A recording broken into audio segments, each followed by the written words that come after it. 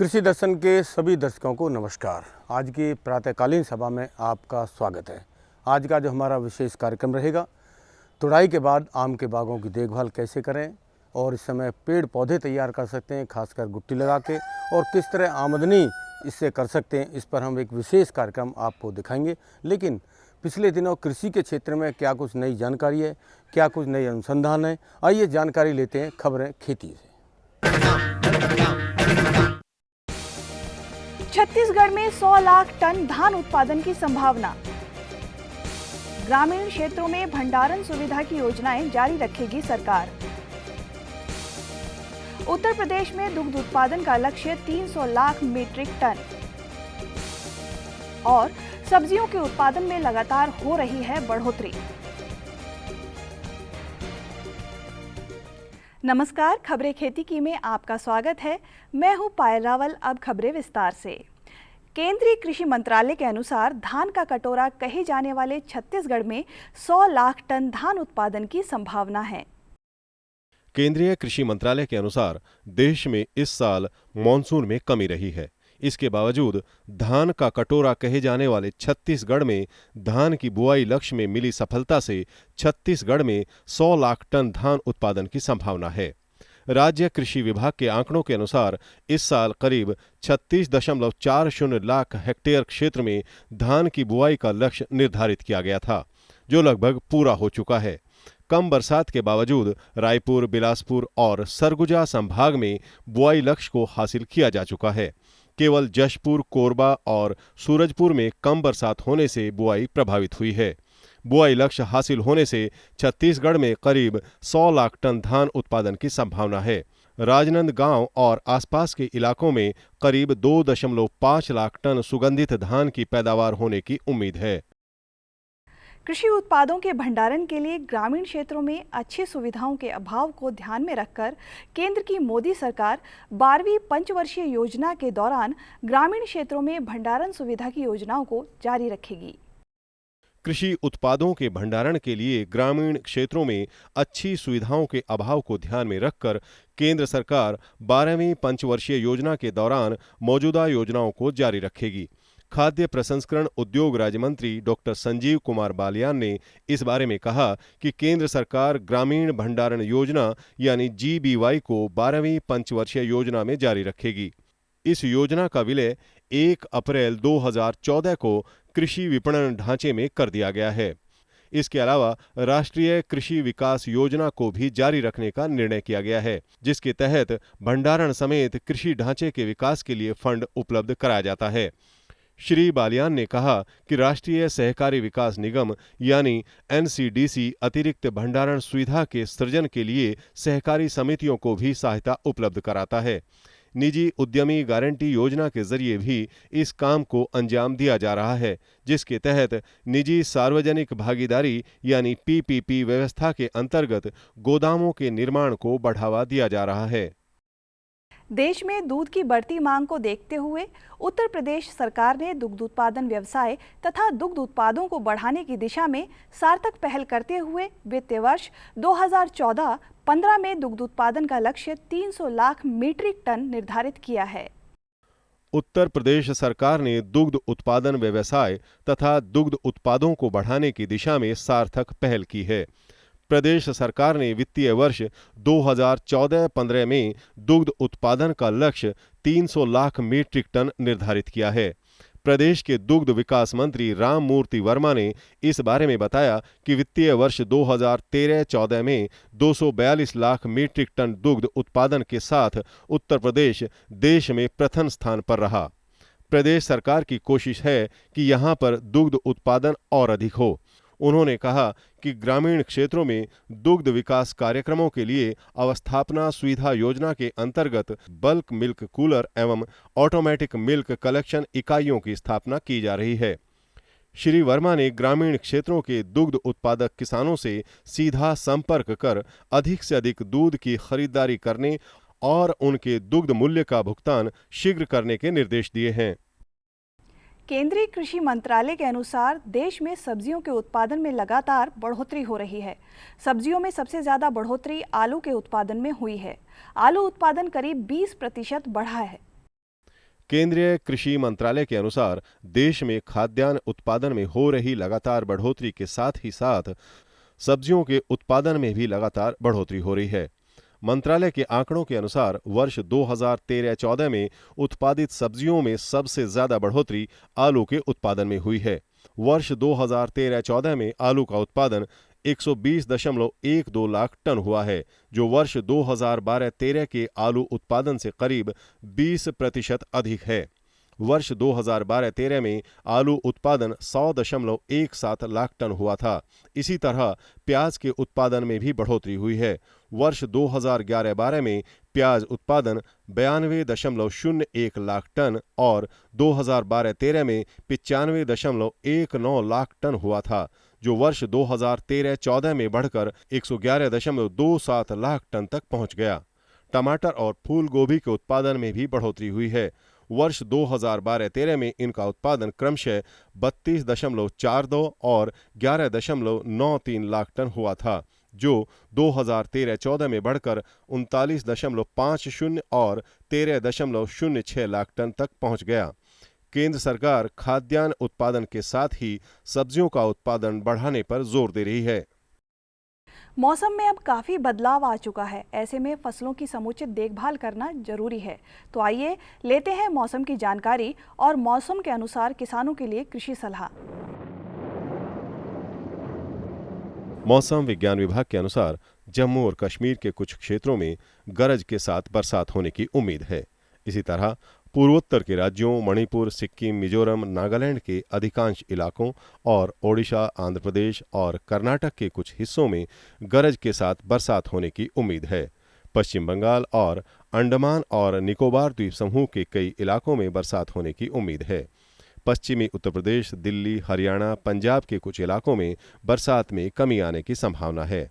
मध्य भारत और गुजरात के कुछ हिस्सों में बरसात होने की उम्मीद है। मौसम के मिजाज को देखते हुए किसान भाइयों को सलाह दी जाती है कि वे खरीफ की सभी फसलों में आवश्यकतानुसार निराई गुड़ाई करके खरपतवारों का नियंत्रण करें। इससे खरपतवारों द्वारा फसलों को कम हानि होती है और जल की बचत होती है। जड़ों का विकास बेहतर होता है, जिससे पौधे अच्छी तरह से विकसित होते हैं। अब कमोडिटी और बाजार से जुड़ी कुछ रोचक जानकारी। चने की कीमतों में कमी आने की संभावना है। इसके पीछे कारण ये है कि मध्य प्रदेश और राजस्थान में पिछला स्टॉक अधिक होने और मांग कम होने से चने की कीमतें घट रही हैं।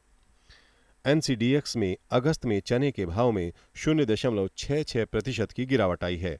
इसी तरह मेंथा तेल के वायदा और हाजिर भावों में सुस्ती का रुख आगे भी जारी रह सकता है।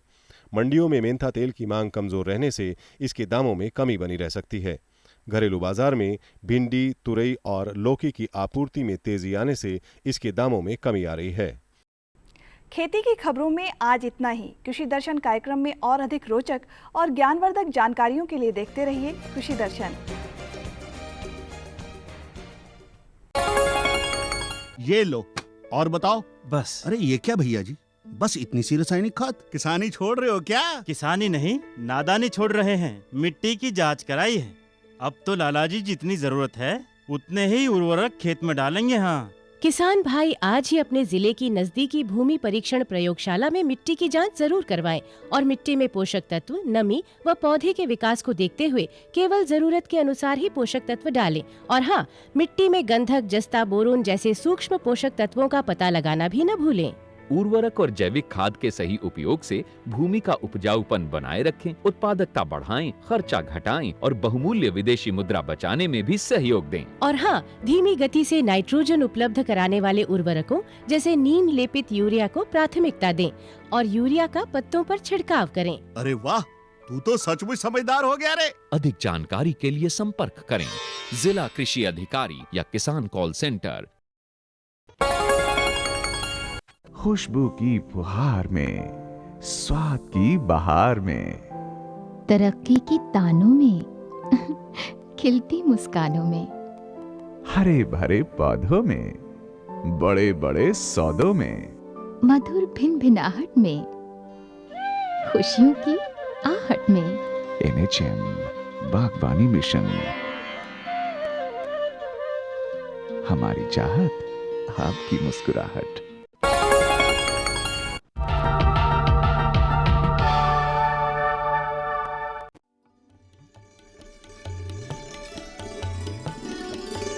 आम हमारे देश का सर्वाधिक लोकप्रिय फल है। इसीलिए आम को फलों का राजा भी कहा जाता है।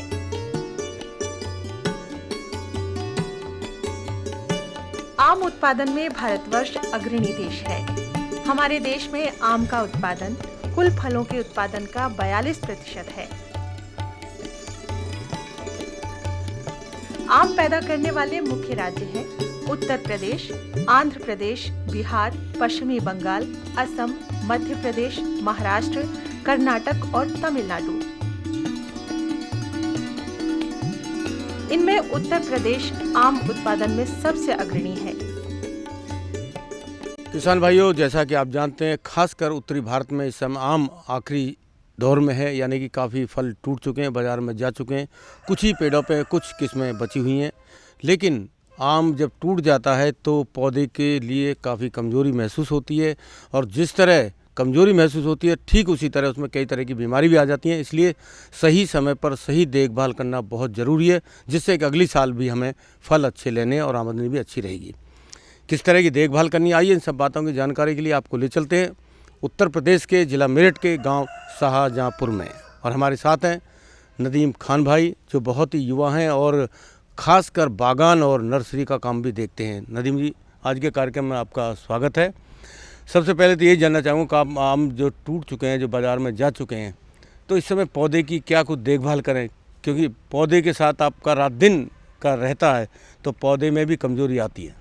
जिस तरह से बच्चा पैदा होता है और फिर उसको माँ को ज़रूरत होती है कि उसको थोड़ी जो है ताकत की चीज़ें दी जाएं, इसी तरह से ये आम पर भी लागू होता है कि आम की अगर अच्छी फसल आई है और अच्छी फसल हमने आमों से ली है, तो इसके बाद ज़रूरी है कि आमों को हम जो है उसकी खुराक वक्त पे दें, ताकि आम के पेड़ जो है वो अगले साल के लिए फिर हमारे फसल के लिए तैयार हो सकें। किस तरह की खुराक होनी चाहिए? हम जो है NPK वगैरह, डाई और कॉपर और बायोजाइम वगैरह, तो इस तरह के खाद जो है हम इनको डालते हैं। आम के चारों तरफ जो है हम एक खड्डा सा खोद लेते हैं और उसमें जो है ये सारी चीज़ें डालते हैं। तो ये जो है आम की फसल ख़त्म होने के फ़ौरन बाद ही अगर हम ये प्रक्रिया कर लें तो ज़्यादा अच्छा रहेगा, क्योंकि एकदम इसको आम के पेड़ को ताकत मिल जाती है। अब इसमें थोड़ा सा ये हमें ये देखना है कि हमारे पेड़ अगर 20 साल से ज़्यादा बड़े हैं, उम्र के अगर पेड़ हैं, तो उनको तकरीबन 3 किलो के करीब ये मिक्सचर बनाकर खाद का, और वो हम उसको दें। और अगर 20 साल से कम पेड़ हैं तो उसमें तकरीबन 1.5-2 किलो हम जो है ये मिक्सचर हमें डालना चाहिए, ताकि इनमें जान बनी रहे। अब ये वक्त असल में बरसात का चल रहा है, बारिशें हो रही हैं, अभी जुताई तो नहीं हो सकती, लेकिन सितंबर के आखिर में जाके या अक्टूबर में किसान भाइयों को चाहिए कि वो अपने बाग की खूब अच्छी तरह जुताई कराएं। खाद आप डाल ही चुके हैं बरसात में, जुताई होने के बाद जो है बाग आपका बना रहेगा और अगले साल के लिए आपको अच्छी फसल देने के लिए फिर तैयार होगा। नदीम भाई, जब कमज़ोरी आती है तो कई तरह की बीमारी भी अपने आप आ जाती हैं, तो क्या आम के बागों में भी इस तरह को देखने को मिलता है? जी देखिए, अक्सर फंगस की बीमारी बरसात में लग जाती है, तो इस सब को देखते हुए ये जो है दवा वगैरह डालना तो ज़रूरी है कि इस बात का हम ध्यान रखें। और जो किसान भाई नहीं डाल पाते हैं तो फिर उनके पेड़ों में वो जान भी नहीं रहती। अगर ज़मीन उनकी जानदार नहीं है तो फिर वो पेड़ कमज़ोर हो जाते हैं। और वैसे तो आम की उम्र तकरीबन 100 साल से ज़्यादा है। अगर ज़मीन जानदार नहीं है, उनकी किसान लोग केयर नहीं करते, तो वो 100 साल से पहले ही ख़त्म हो जाते हैं ऐसे पेड़। नदीम भाई, ये तो आपने सही कहा है कि अगर लगातार पौधे को, चाहे आदमी को, चाहे किसी जानवर को या पशु को लगातार अच्छी खुराक और सही देखभाल होती रहेगी तो उसकी उम्र भी लंबी हो जाती है और जवान भी बना रहता है। लेकिन क्योंकि आपने तो इस समय आम बाज़ार में काफ़ी बेच चुके हैं, तो बहुत से भाई जो नए हमारे बागान खेती करना चाहते हैं तो वो जानना चाहेंगे 1 एकड़ में आपने कितनी आमदनी कर पाए हैं? जहाँ तक मेरा अंदाज़ा है तो खेती से तो ज़्यादा ही लाभदायक है आम की बागबानी। और ये समझ लीजिए कि अगर आपका बाग 1 एकड़ आपने बाग लगाया है और 1 एकड़ का बाग आपका तकरीबन 15-20 साल का है, तो ये आपको सालाना आमदनी जो है वो तकरीबन 70 से 80 हज़ार साल की आमदनी देगा 1 एकड़। यानी कि अच्छी आमदनी मिल जाएगी। बिल्कुल बिल्कुल, बागों की बड़ी अच्छी आमदनी होती है। तो अब देख लीजिए कि 1 एकड़ में आपको 80 हज़ार रुपये के करीब आपकी फसल बिक जाती है। नदीम भाई, बागों से अच्छी आमदनी आपने बताई, क्योंकि आप तो रोज़ाना बाग के बीच में हैं। इस साल बहुत से भाइयों ने आम के बाग लगाए हैं, फलदार पौधे लगाए हैं, तो वो किस तरह की देखभाल करें? बरसात में आम तौर से जो है वो आम का बाग लगाने का सीज़न होता है, तो आम तौर से किसान भाई जो है वो बरसातों में ही आम का बाग लगाना पसंद करते हैं। तो इसका यही है कि अच्छी नर्सरी से पौध लें, ताकि ऐसा ना हो कि 5-6 साल बाद जब आपको पता चले या उस पर फल आए तो वो अच्छा ना हो या कोई और वैरायटी निकल जाए। तो लिहाजा किसान भाई आम का बाग लगाते वक्त काफ़ी समझदारी से काम लें और किसी अच्छी नर्सरी से ही पौध लें तो ज़्यादा बेहतर है, ताकि अच्छी वैरायटी लग सके। और इसका लगाने का तरीका बहुत आसान है कि 2x2 का खड्डा खोदें, उसमें जो है थोड़ा गोबर का सड़ा हुआ खाद मिलाएं, और अगर दीमक का कोई ख़तरा है तो दीमक का ट्रीटमेंट कर लें और उसमें लगा दें। और कुछ प्रॉब्लम हमारे जंगल में जैसे नीलगाय वगैरह की भी है आजकल, जो ये नए बाग लगते हैं उनको खा जाती है, तो इसके लिए बेहतर यह है कि उसका थोड़ा प्रोटेक्शन कर दें। तो इसी एक ही बरसात में आम का पौधा सेट हो जाता है और अगले साल वो जो है दुगनी हाइट पकड़ लेता है। यानी कि जो शुरू में खाद वगैरह डाली है तो कोई अलग से खाद डालने की ज़रूरत नहीं अभी? नहीं, कोई ज़रूरत नहीं है। अगर आपने जो शुरू में पौधा लगाते वक्त खाद डाल दिया तो वो बहुत है, उसके बाद आप जो है सर्दियाँ निकलने के बाद फिर उसमें थोड़ा सा खाद ऊपर से डाल सकते हैं। नदीम भाई, वैसे तो अभी बरसात काफ़ी देरी से आई है, खासकर उत्तरी भारत में कहीं कहीं अच्छी भी बारिश हो गई है, कहीं ज़्यादा भी हो रही है, लेकिन अभी भी हमारे किसान भाई नए तरीके से बाग लगा सकते हैं? हाँ, अभी तो देखिए सितंबर तक टाइम है, सितंबर तक आप बागात लगा सकते हैं, क्योंकि अभी सितंबर तक बारिशों का मौसम रहता है हमारे यहाँ। तो ये बेहतरीन टाइम है कि सितंबर तक आप बाग लगा सकते हैं। नदीम भाई, आपने तो नर्सरी भी काफ़ी लगा रखी है, तो किस तरह के पौधे आप तैयार कर रहे हैं? कई बार गुट्टी से पौधे तैयार करते हैं, इस समय क्या कुछ काम चल रहा है? देखिए, हम तो इस नर्सरी में फ्रूट प्लांट्स के अलावा जो है इंडोर आउटडोर प्लांट्स और ट्रीज़, पाम की बहुत सारी वैरायटीज़ हैं, सभी कुछ तैयार करते हैं। और बरसात का मौसम तो हमारे लिए सबसे बढ़िया मौसम होता है। इसमें हम जो फाइकस की बहुत सारी वैरायटीज़ हैं जो कि गुट्टियों से तैयार होती हैं, तो ये बेहतरीन टाइम है गुट्टी बांधने का, गुट्टी काटने का और गुट्टी लगाने का। तो ये समझ लीजिए कि 20 दिन के अंदर आप गुट्टी बांध के और काट के उससे पौधा तैयार कर सकते हैं। तो इस वक्त बेहतरीन मौसम है गुट्टी बांधने का। फाइकस की जितनी भी वैरायटीज़ हैं उन पर आप इस वक्त गुट्टी बांध सकते हैं और पौधा तकरीबन रिज़ल्ट भी 100% रहता है, बशर्ते कि गुट्टी बांधने वाला थोड़ा होशियार हो। यानी कि कहने का मतलब ये है कि बहुत से किसान भाई जो अपने खेती के साथ साथ बहुत सारे पौधे लगा रखे हैं, जैसे पीपल है या नींबू लगा रखे हैं, तो वो गुट्टी लगा के एक अतिरिक्त आमदनी कमा सकते हैं। हाँ बिल्कुल, जैसे किसान भाइयों के खेतों पे मैंडों में वो अक्सर पिलखन के पेड़ लगा लेते हैं, तो उस पर गुट्टी बांधें वो, और 100 के 100% गुट्टी होती है। या फाइकस की बहुत सारी वैरायटीज़ हैं, किसान भाई उनको अपनी डॉलों पे लगा सकते हैं और उनसे गुट्टियाँ हासिल कर सकते हैं और फिर उन गुट्टियों को बेच सकते हैं। तो एक अतिरिक्त आमदनी जो है वो किसान अपने खेतों से ले सकते हैं। नदीम भाई, बहुत से हमारे युवा साथी जो कार्यक्रम को देख रहे हैं और आप जानकारी देने में बाग से काफ़ी फ़ायदा, लेकिन आपने गुट्टी की बात की तो पौधे तैयार करते, तो बाज़ार में वो गुट्टी जब तैयार हो जाएगी तो कितने की बिक जाता है एक पौधा? देखिए, ज़्यादातर तो नर्सरी वाले अपने मदर प्लांट लगा कर रखते हैं और उससे गुट्टी लेके और फिर उसको ख़ुद ही अपने खेतों में डेवलप करते हैं और उसको पेड़ बनाकर 6-7 फुट का तब सेल करते हैं। लेकिन कुछ ऐसे भी गरीब नर्सरी वाले हैं जो कि सिर्फ गुट्टियाँ ही सेल करते हैं।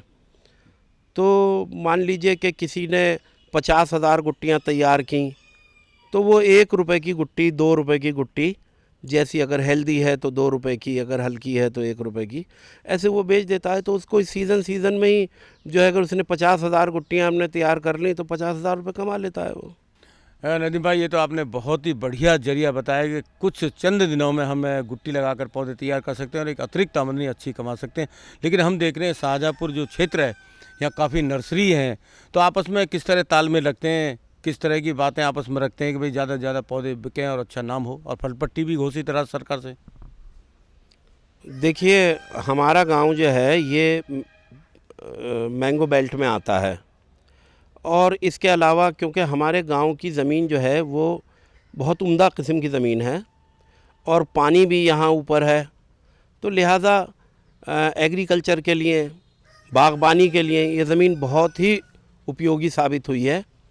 और यहाँ का किसान जो पहले आमों पर और आमों के पौधे तैयार करने के और अमरूद के पौधे तैयार करके ही अपनी गुज़र बसर करता था, या आमों की आमदनी पर ही केवल वो निर्भर रहता था, लेकिन अब यहाँ का किसान जो है वो डबल आमदनी ले रहा है।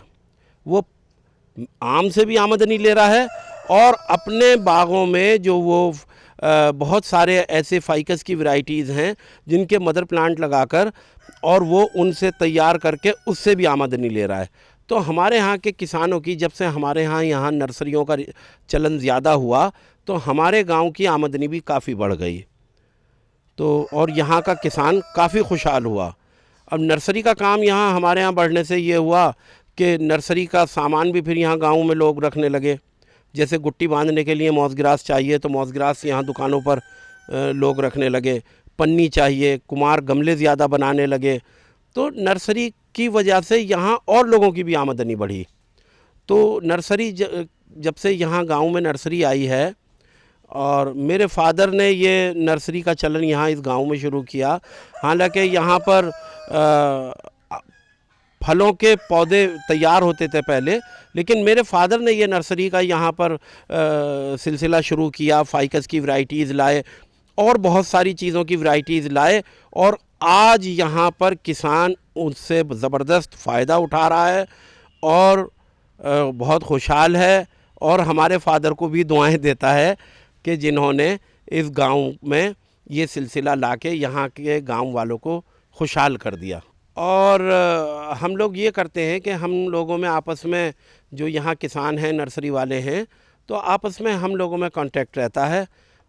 अब इसमें यह है कि हम लोग तो देखिए थोक विक्रेता हैं पेड़ पौधों के, बहुत सारे किसान जिनके पास छोटी छोटी ज़मीनें हैं, थोड़े प्लांट्स तैयार करते हैं, तो वो हमारे संपर्क में रहते हैं और हम भी एक दूसरे के संपर्क में रहते हैं, ताकि जिसके पास जो चीज़ अच्छी तैयार है तो वो एक दूसरे से ले ले।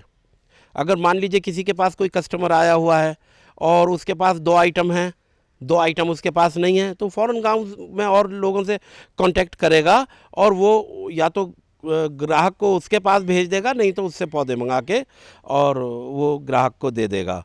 तो यहाँ बड़ा अच्छा तालमेल है हम लोगों में आपस में। नदीम भाई, आपने सही कहा कि तालमेल से ही तरक्की होती है। आपने बहुत अच्छी जानकारी दी, और हमारे खासकर जो नए बागान भाई लगाना चाहेंगे, बाग लगाकर, नर्सरी लगाकर अतिरिक्त आमदनी कमा सकते हैं। आपका बहुत बहुत धन्यवाद। शुक्रिया। किसान भाइयों, जैसा कि आपने कार्यक्रम में नदीम भाई से सुना कि जो आम के हमारे पौधे हैं उनमें किस तरह की कमजोरी आई है, उनकी कमजोरी को कैसे दूर कर सकते हैं और सही देखभाल करके अगली साल के लिए हमारे जो पेड़ हैं उनकी सेहत सही रख सकते हैं। इसके अलावा ये मौसम नर्सरी में पेड़ पौधे तैयार करने का भी है, किस तरह गुट्टी लगा के पौधे तैयार कर सकते हैं और किस तरह इससे भी अतिरिक्त आमदनी कमा सकते हैं। जुड़िए हमारे साथ ट्विटर पर twitter.com/कृषिदर्शन-dd, फेसबुक पर facebook.com/कृषिदर्शन-dd और देखिए कृषि दर्शन अब YouTube पर भी youtube.com/user/कृषिदर्शन-dd। भेजें हमें मेल कृषिदर्शन-dd@gmail.com पर। आपको हमारा कार्यक्रम कृषि दर्शन कैसा लगा? अपने सुझाव, प्रतिक्रियाएं एवं सवाल हमें इस पते पर भेजें। कृषि दर्शन, कमरा नंबर 10, CPC दूरदर्शन, खेलगांव, नई दिल्ली 110049। किसान भाइयों, कार्यक्रम समाप्त करने से पहले आपको बता दें, कल हमारा जो कार्यक्रम रहेगा वो रहता है आपकी चिट्ठी मिली, यानी कि आपके जो पत्र आते हैं, जो आपके सुझाव होते हैं, उसकी जानकारी हमारे विशेषज्ञ आपको देते हैं और आपको खुशी होती है, आपको अपने घर बैठे ही सारी जानकारी मिल जाती है। इसी के साथ आपसे चाहते हैं विदा, फिर मिलेंगे ढेर सारी जानकारी के साथ। सब भाई बहनों को नमस्कार।